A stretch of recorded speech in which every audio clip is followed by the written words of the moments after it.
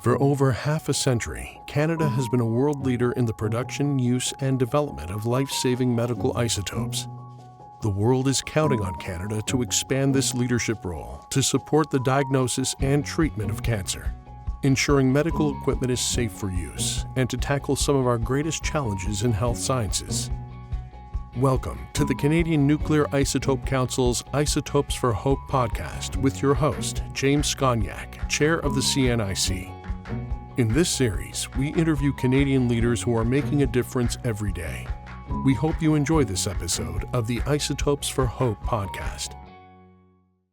Well, I want to thank everybody for joining us for our Isotopes for Hope podcast. And we have a number of podcasts we're doing today at the Canadian Theranostics Leadership Summit here at the Mars Discovery Centre in Toronto. And this is something that is co-sponsored between the Canadian Nuclear Isotope Council, University Health Network, and the Canadian Medical Isotope Ecosystem. And I'm really thrilled to have a friend with me today, somebody who has been in Ontario and Canada's nuclear industry for a long time, Gary Rose. You wouldn't know he's been in the industry for a long time looking at his age, but he has been in the nuclear industry for a long period of time. And Gary is the Executive Vice President of Nuclear at AtkinsRéalis and the President and CEO of CANDU Energy.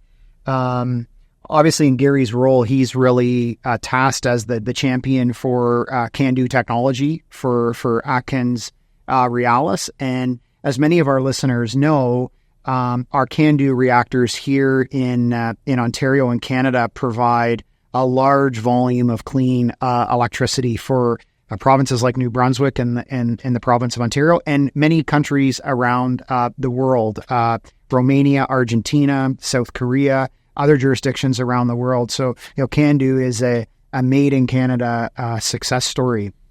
In terms of Gary's background, he's had a long, distinguished career in the nuclear industry, but one area in particular where I first met Gary was when he was leading the early work. I remember this Gary back in between sort of 2014 and 2016 timeframe, if my memory serves me correct, in terms of setting up the Darlington refurbishment project. And as we know, that's a life extension project that has been done safely, with quality, on time, on budget. And just personally, with my Bruce Power hat on, great relationship between Bruce Power and OPG on that program. So I'm really thrilled to have Gary with us today on the podcast. Thanks for joining us, Gary. Thanks, James. Glad to be here. Look forward to the discussion. So, Gary, the first thing I want to talk about is sort of Canada's role, sort of big picture. One of the common themes in all of the podcasts that we've had is how there's this amazing history of Canada when it comes to nuclear and nuclear medicine that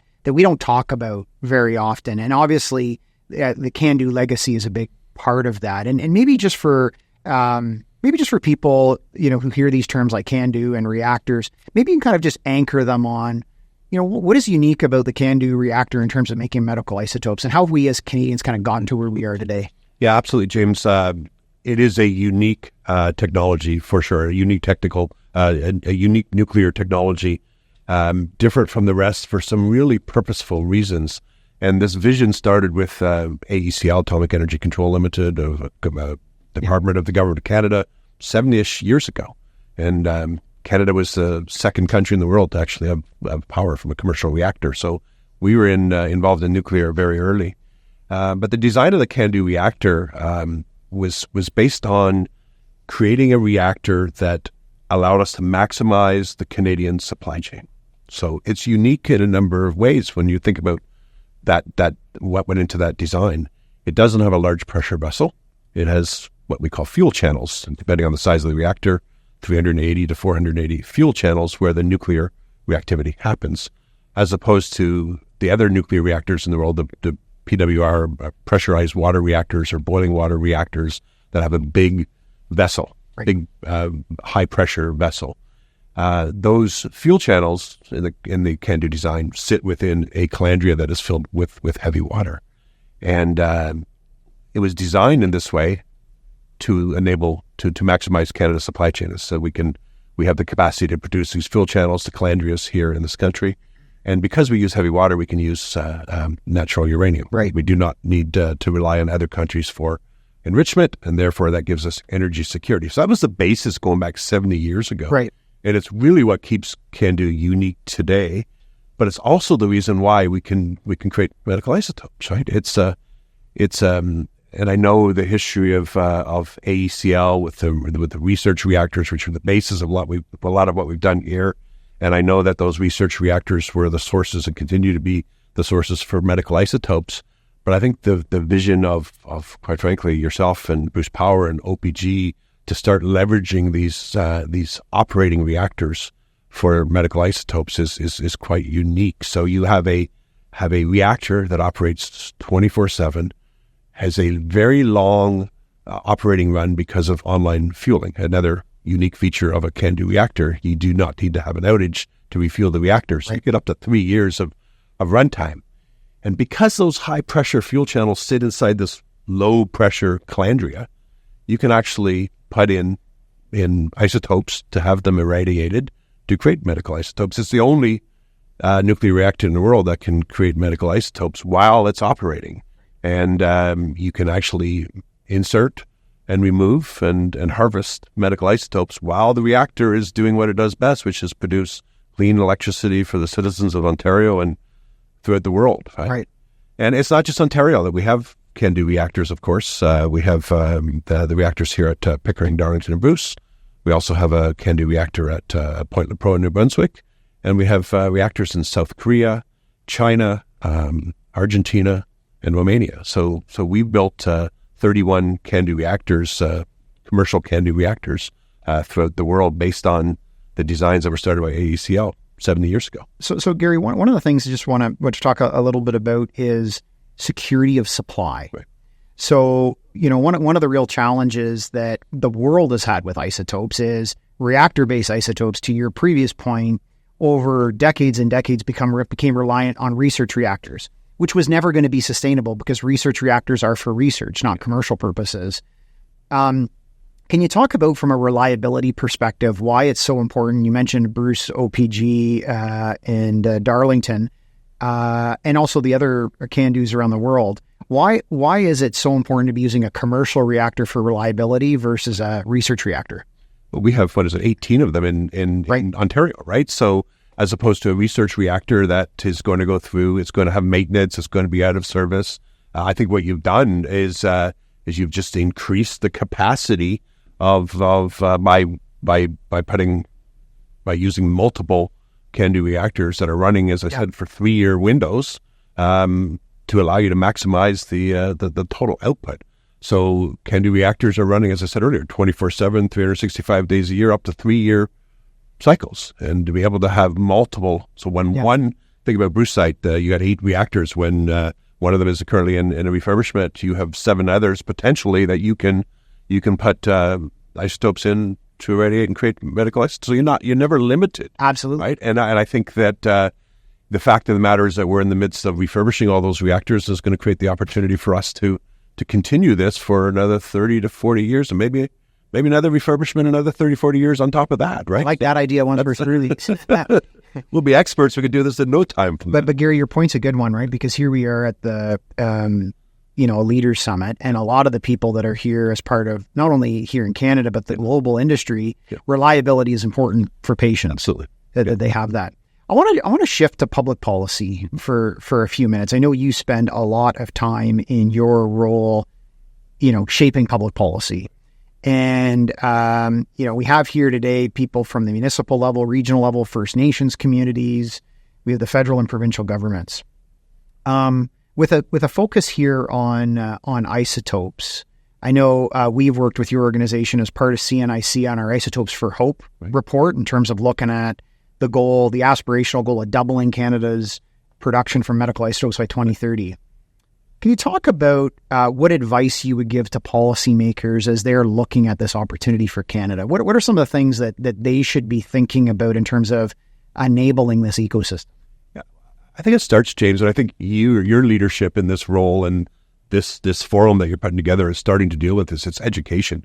I don't think there's a wide knowledge. Maybe it's growing, maybe it is in our small community, but I think beyond our small community, there's not a lot of awareness that it's only the CANDU reactor, if you think of it from a reactor's perspective, that can create these medical isotopes, and the importance of having these CANDU reactors. So you got to educate. I think with the relationship you have with the SON at your site and education of how you can use this technology for health purposes. Nuclear, as we all know, is saving lives with clean air or through medical isotopes. So educating on the importance of that, I think that enables the next conversation about the importance of maintaining the nuclear fleet that we have. And as we move forward and look forward, and Ontario needing to more than double its nuclear fleet to maintain the clean energy that it currently has, we can use this, call our social license as a part of this, around all the other good things that nuclear brings, as a part of the discussion of why we need more nuclear, and how nuclear can benefit us not only on just clean electricity but also on medical isotopes and everything else. So education, having those conversations that benefit. We're obviously at a point in time where we're making decisions about the future of nuclear in Canada, and I think that we believe that the CANDU technology historically has been a great technology for Canada in terms of in Canada and export opportunities outside of Canada. We are looking for federal support to continue to do that. And I think adding this medical isotopes part of it and educating people on that also helps for federal and provincial governments to stand up and say, we believe in Canadian technology because it creates clean energy, but it also creates medical isotopes and has another huge amount of economic and community benefits as well.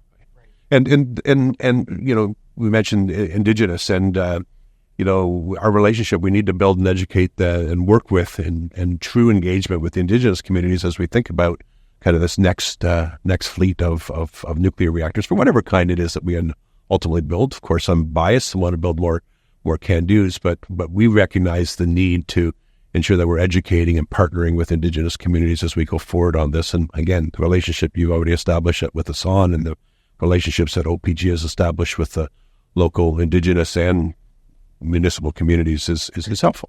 Well, and I think you're right on the whole message of reconciliation, because I think one of the things that I think from an industry perspective, but a little bit with my Bruce hat on and SON traditional territory hat on, is the industry has a very strong history, but there are some things in our history, if we could go back and do them again, we would do them a lot different in terms of early engagement before facilities are built. And so I think isotopes also provide a way that, we're reconciling legacy considerations as an industry. Isotopes are a new area we can work on together. And we always say, unfortunately, 4 out of 10 people will get cancer in their life. 10 out of 10 people will be impacted by it in some way, shape, or form. And that's really where I want to kind of shift the conversation to, Gary, is there's been a real focus in this second podcast series on people and skills development. And, you're a high-tech company. You're out there competing for talent. And some of our previous guests have talked about how new talent that is being recruited, a huge component that motivates them is making a difference in the world. Absolutely. Can you talk about when you're trying to retain, secure and retain and engage talent? Because fundamentally, we're not in the technical business, we're in a people business. That's right. Yeah. How do you see the not only the narrative, but the role of nuclear isotopes in that workforce dynamic? Yeah. So, and then I'll start with, so we've hired hundreds of people in the last year. I mean, our industry is growing, and we've hired many young people that are coming out of schools and coming into our organization. And I'm relatively new. I'm just under a year with AtkinsRéalis, and one of the things I'm doing is trying to get to know the organization a little bit better. And I remember, and I reflect on this all the time. I asked our HR to get a room of folks that have been with the company for less than 6 months, but this is their first job. And my first question I asked them is, why are you all here? Why did you join AtkinsRéalis? And the answer was really, really easy. I want to be a part of climate change, right? Their hearts are in it. Their hearts and minds souls are in it. But then when you start to have the conversation about what else a nuclear plant can do, right? It's not just clean electricity. It's and I use this all the time. Nuclear is saving lives. And have that conversation. Everybody can relate. It's a beautiful day outside today. The sky is absolutely blue here in Toronto with traffic congestion at every corner. No smog. Right? Why is that, right? It's because of the clean energy, the nuclear, the hydroelectric that we have that's creating clean energy right here in Ontario. So sharing that message, and you're right, going from 53 smog days or in 2004 or 5 to 0 since 2015, something like that, right? It's amazing. It's amazing. So nuclear is saving lives from clean air, and then you get into this medical isotope that we're the only technology that nuclear technology that has the ability to create medical isotopes. Everybody can relate to this. As you said, 10 out of 10 people have a relative, a friend who's been impacted by cancer, or and tell the story about the fact that even emergency room operations, etc., that are using criminal sterilized with medical isotopes from a nuclear plant. I think that all of those messages help, as you said, we're people leaders, help our people to understand and value the business that they're in. And if you can do that, people are engaged. People want to be a part of it. They want to deliver well. Well, and as you said earlier, we have 19 operating reactors here in Canada. You mentioned 18 in Ontario.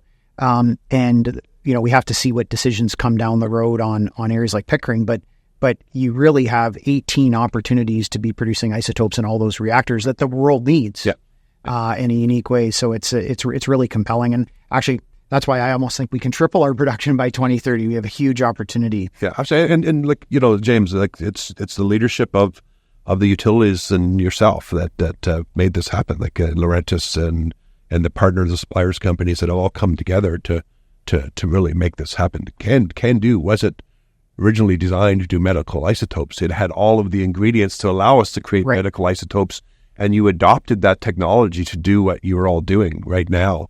Being the president and CEO of CANDU Energy, we recognize that we're developing our next generation of CANDU, and we will make it a lot easier for you to get medical isotopes, right? We will have purpose-built access ports into our reactor at locations in the reactor building that makes it easy to put the equipment in and out to do exactly what you need to do. And that'll make us, that'll even help us in that next generation should we deploy more MONARK. Yeah, the innovation is amazing. We have absolutely brilliant people in this industry. And I went to a 25-year celebration here last Friday night, and one gentleman in the room was there it was with the company for 36 years, right? So originally with AECL, and these folks have been a part of a lot, right? Developing this technology, and you're right, and putting heads together. The nuclear industry collaborates very well. Our supply chain in Ontario is fantastic, and that's what enables the successes that we get. Absolutely. Final question. Yes. 10 years from now. Yep. We'll book a date. We'll be back here in 10 years, Gary. 10 years from now will be in 2034, 2035. When you look at the opportunity in terms of Canada's leadership role in isotopes, I always say there's nothing off limits. The sky's the limit. Where would you like to see us in terms of this discussion 10 years from now? Well, I don't know why we can't be I think we already are the leader, why we can't provide all the isotopes that the world needs from our current reactor base, and hopefully a few new reactors.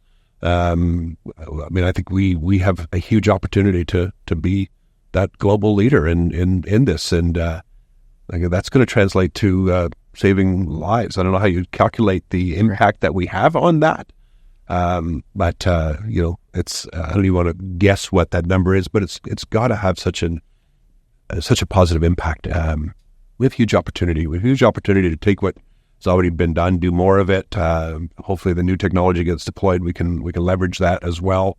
We become a world leader. I know that the medical science is continuing to advance, and there's every day there's new thoughts and things being considered, different ways of using medical isotopes from nuclear reactors in to help save lives and help with different medical processes. So I think we need to keep doing that, keep looking for those opportunities. And I think as a nuclear industry, we just keep being ready to do more of what we're already doing.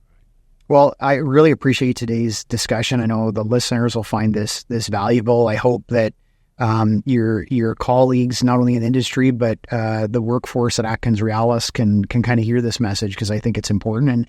And put all cards on the table. I'm a pretty straight shooter. We're doing these podcasts because we recognize this is a message we need to get out. It's a story that we need to tell in an aggregate way, and the best way to tell the story is to bring together leaders across Canada. And I agree with you, Gary. I think we do a lot of great things today, but I think the sky's the limit. Yep. And as you articulate some of the assets that we already have, that we're investing in, that are going to be here a long time, frankly, if Canada doesn't step up, no one else is. And it's really our imperative. So I want to thank you very much for joining us here today. Yeah, and no problem. Just one last plug I'll put in there. Please. AtkinsRéalis, not only are we the OEM for CANDU, we have our life sciences division at AtkinsRéalis, so we're actually seeing both ends of it. So that's great. The opportunity for us to build on the CANDU legacy, but also to work with our partners at AtkinsRéalis, to work with the companies that are actually processing and harvesting this, put those facilities in place. We're both doing this jointly, and I think that creates huge opportunity as well. Fantastic. Thanks for joining us. Take care. Thank you for listening to this episode of the Canadian Nuclear Isotope Council Isotopes for Hope podcast with James Sconiak. Please share this podcast and follow us to stay in the loop. To learn more, please visit our website at canadianisotopes.ca.